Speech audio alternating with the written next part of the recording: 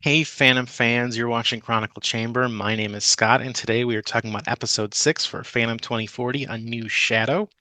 If you have been following the series, watching our reviews, we finished the first leg of the story last episode, episode 5. It was kind of the end of the first arc. We had an action-packed opening in episode 1, and then episodes 2 through 5 were the flashback that were, building our characters and bringing us to this moment where our protagonist, Carlos Oserio, having stolen the phantom suit from the bad guy, Charles Tyrus, has met Kit Walker Jr.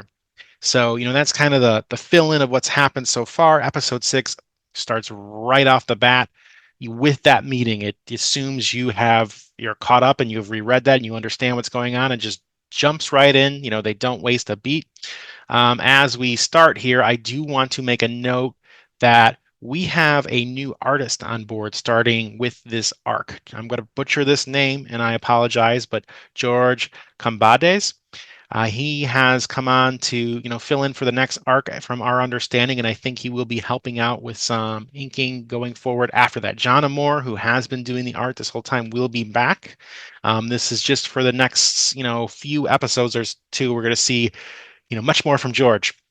And that's, normally I'm a guy who doesn't like art changes in, comic stories or in the middle of the story or anything. But when it's like the launch of a new arc, totally on board. I do find it a nice, refreshing change of pace.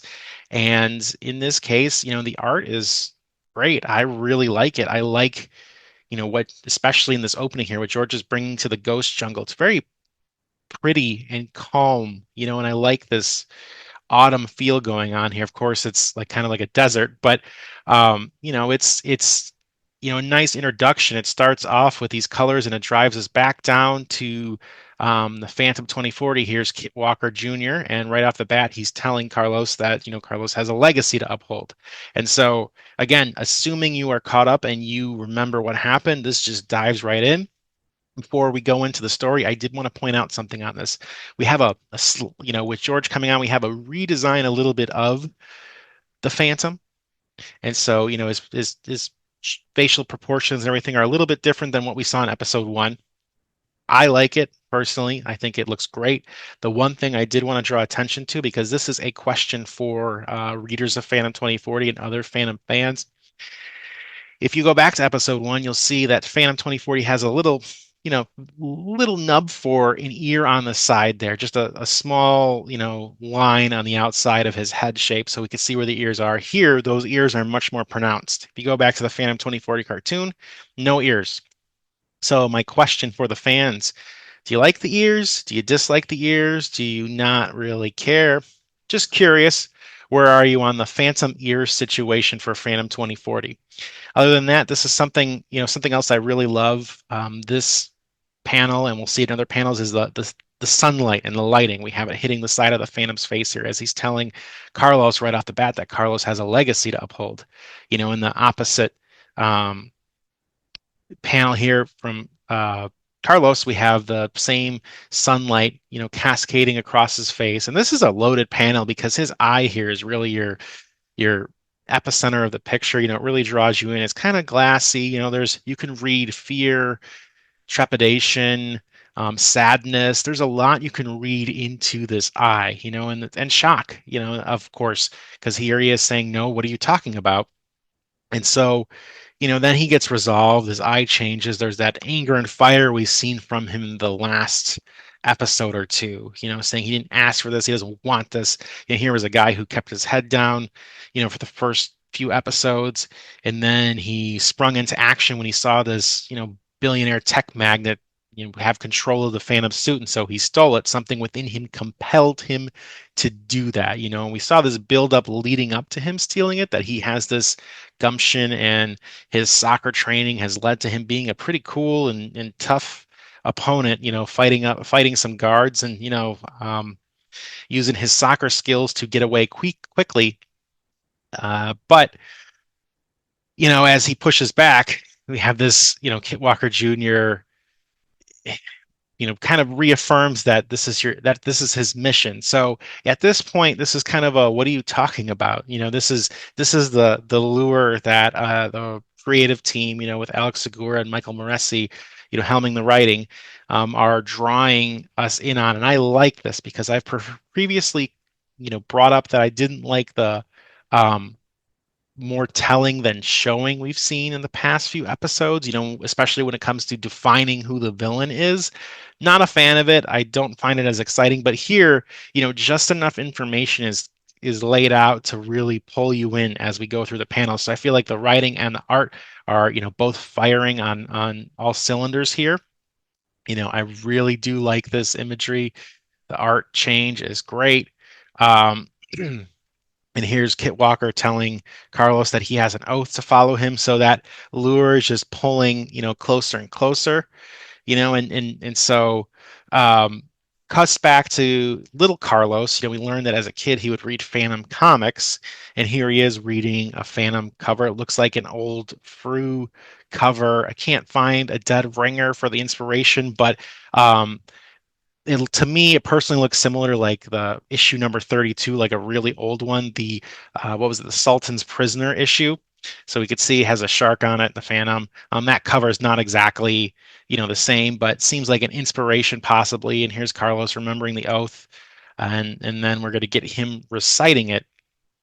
So I do like, the cinematic feel of, having the panel on the left and then on the right, as they're talking to each other. If there is one complaint I've had so far in this episode, the placement of the characters, it's hard to read where they are standing, in relation to each other, because where we left off in episode one, they were facing each other. It seems like that's how this began, but then it seems like in one panel, Carlos is in front of Kit Walker Jr. with his back to, the Phantom, and then it's hard to get a sense of space. That is the one issue I can bring up, but otherwise, you know, it's a nice episode. Good lure here.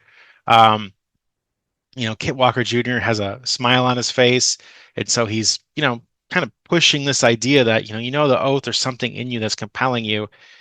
The mantle needs to be passed.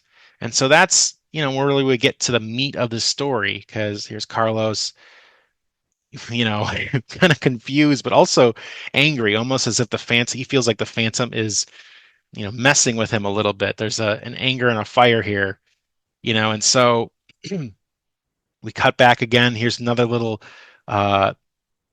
Fru mentioned in the background, definitely seems like inspired from a classic comic here. We have another one here. So a lot of, we're back to that, showing classic comic book inspirations here, as, you know, Carlos remembers really, or is reminded that he doesn't really have much memory of his father.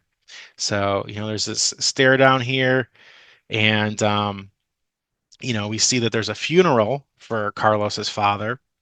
And the Phantom is asking him if he ever met his father. And so, we get to that emotional beat of this issue where Carlos is, there's a emotion overwhelming him. There's this sadness. And so I like this panel a lot because I feel like it um adds a little more depth to the character. It does, we've seen the downtrodden Carlos, we've seen the fiery Carlos. Now we see that emotional core, especially as pertains to the Phantom. Now these things are being tethered to his meeting the Phantom for real, someone he's looked up to.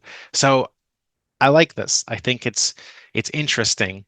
And so of course the suggestion here is that Carlos is the Phantom's son, and that he is next in line. This isn't a character detached from the Walker bloodline. He is very much part of the Walker bloodline. How that connects, we don't know yet. That is left up in the air. The Carlos runs away, Phantom's chasing him, and Carlos is in denial now. That grief has turned to denial. And I like that here he can use his, soccer athlete skills to kick a rock and knock the Phantom flat off his horse, for bailing. And so before we could see more of that, we get the teaser at the end here. We go back to Charles Tyrus's, tower. He's upset. The Phantom suit is gone. He's, you know, not having it. We don't really know why he's so obsessed with the Phantom. That's one of the threads that was left hanging over the past couple episodes. Apparently, he's got a big kick for it, and this is where there's a tease coming up, and this is where you know uh, those threads might be tied together. Someone comes out of the shadows that an old friend apparently that maybe it's time for a different approach, and so Charles is looking over his shoulder. We have someone saying plan B, clearly. um Looking at the hair and the bottom of the coat, you could make an argument that this might be Rebecca Madison from the Phantom 2040 cartoon. She was one of the big bads in that cartoon, and actually, if you've never watched it, she was voiced by Margot Kidder too, Lois Lane from the Christopher Reeve Superman films. So that's kind of a cool nod. But we don't have confirmation that that's who this is, but it seems like this could be, a villain from the Phantom 2040 past, entering the scene here. And so it's like an exciting little tease, it gets you, ready to see what's coming next. I'm looking forward to seeing where we go from here. Overall, this issue or this episode was great. There's a lot of momentum that we were missing has been once more injected into it. So I am looking forward to seeing where we continue from here. If you want more Phantom news, comic reviews, etc., you can check out chroniclechamber.com or check us out on YouTube and listen to Expand the Phantom podcast. If you want to hear more from me personally, you can check out scottwaldenwrites.com or find me on Instagram, Threads, Blue Sky. Writer Scott is my handle, so I'm on all of them. Until next time, scan you later.